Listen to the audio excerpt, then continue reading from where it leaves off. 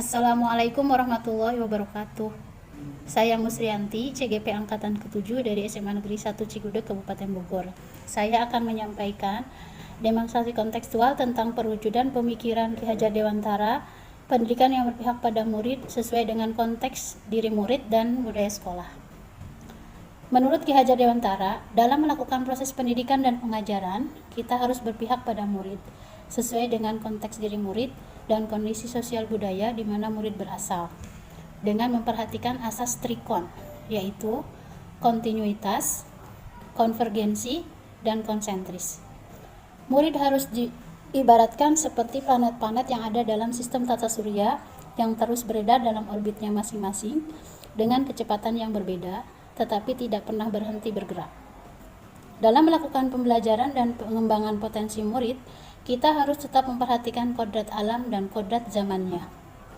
Murid memiliki perbedaan potensi, latar belakang, dan kondisi sosial budaya yang berbeda. Untuk mengembangkan potensi murid, kita harus memahami latar belakangnya, minat bakatnya, serta mempersiapkan lingkungan yang mendukung pada pengembangan bakat yang dimiliki agar terbentuk budi pekerti yang baik dan siap menghadapi keadaan zamannya dan bisa hidup secara merdeka dan bahagia. Dalam konteks pembelajaran di kelas, pembelajaran yang berpusat pada murid dapat dilakukan dengan berbagai cara, yaitu dengan melakukan diskusi kelompok dan presentasi, melaksanakan praktikum, pembelajaran komputer, atau menggunakan metode pembelajaran lainnya yang menggunakan media visual ataupun audiovisual agar dapat menarik minat belajar murid dan dapat mengembangkan kompetensi murid di bidang ilmu pengetahuan dan teknologi agar siap menghadapi era industri teknologi 4.0. Dalam membentuk karakter murid dalam pendidikan dan pembelajaran, baik di kelas maupun di sekolah, bisa dilakukan dengan pembiasaan-pembiasaan positif. Di antaranya, yang pertama budaya 5S, senyum, sapa, salam, sopan, dan santun. Budaya ini bisa diterapkan baik dari awal pertama siswa berada di lingkungan sekolah sampai siswa meninggalkan lingkungan sekolah. Yang kedua, berdoa dan melakukan tadarus di awal kegiatan pembelajaran. Selanjutnya bisa melakukan piket kelas untuk menjaga kebersihan kelas, mengikuti kegiatan upacara bendera setiap hari Senin, melaksanakan sholat duha setiap hari Jumat, melakukan peringatan hari-hari besar nasional dan hari-hari besar keagamaan seperti Hari Sumpah Pemuda, Hari Pahlawan, Hari Kemerdekaan, kemudian Maulid Nabi, Isra Mi'raj, dan kegiatan keagamaan lainnya. Melakukan kegiatan kerohanian seperti sholat Jumat bagi yang putra pada hari Jumat, dan melaksanakan kegiatan keputrian dan sholat zuhur berjamaah bagi putri.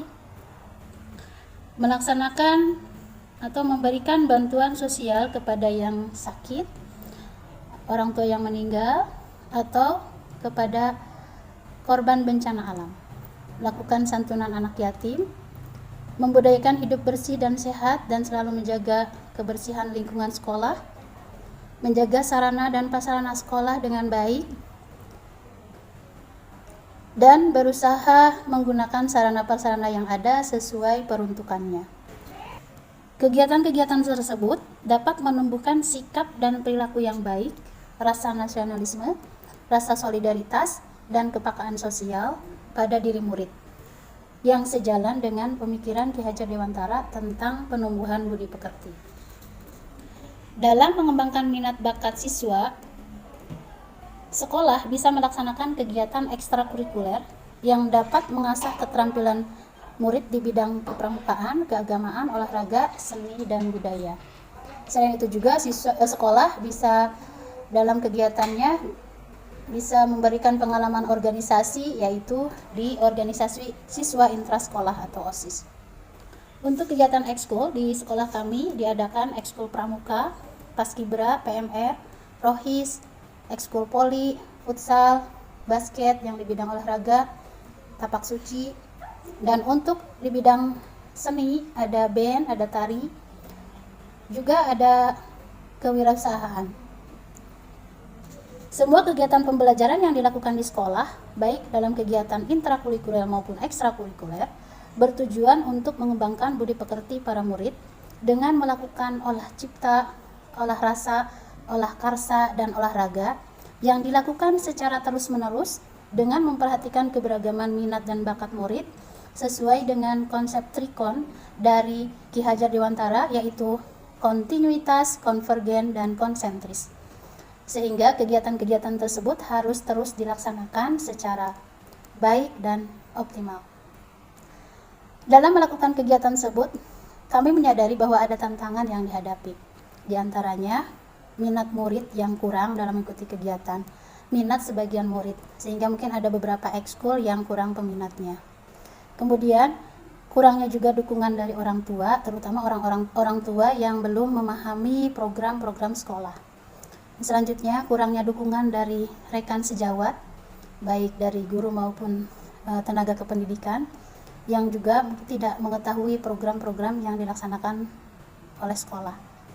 Selanjutnya, keterbatasan waktu pelaksanaan kegiatan, karena sekolah kami melaksanakan kegiatan belajar mengajar di kelas itu sampai sore hari, sampai jam 2:30 atau jam 3 sore. Selain itu juga ada kekurangan sarana pendukung untuk beberapa ekskul tertentu.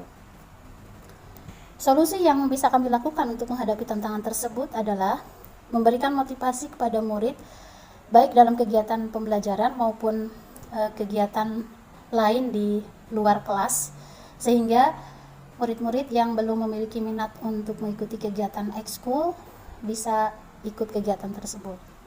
Selanjutnya, kita berusaha melibatkan komite sekolah dan mengundang orang tua agar orang tua mendukung sepenuhnya program-program sekolah.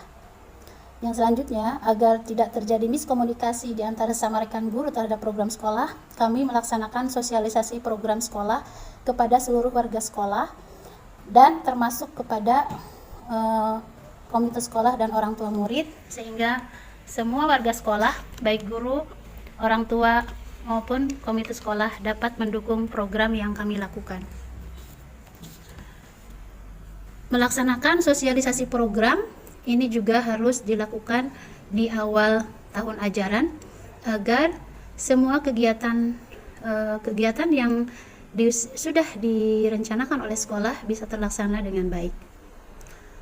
Untuk permasalahan waktu dan sarana prasarana, kami bisa mengatur waktu kegiatan dengan baik dengan cara berkoordinasi dengan Kepsek, para wakasek, dewan guru, para pelatih ekskul, dan berusaha memasukkan kegiatan-kegiatan tersebut dalam kalender akademik sehingga kegiatan tersebut sudah terjadwal.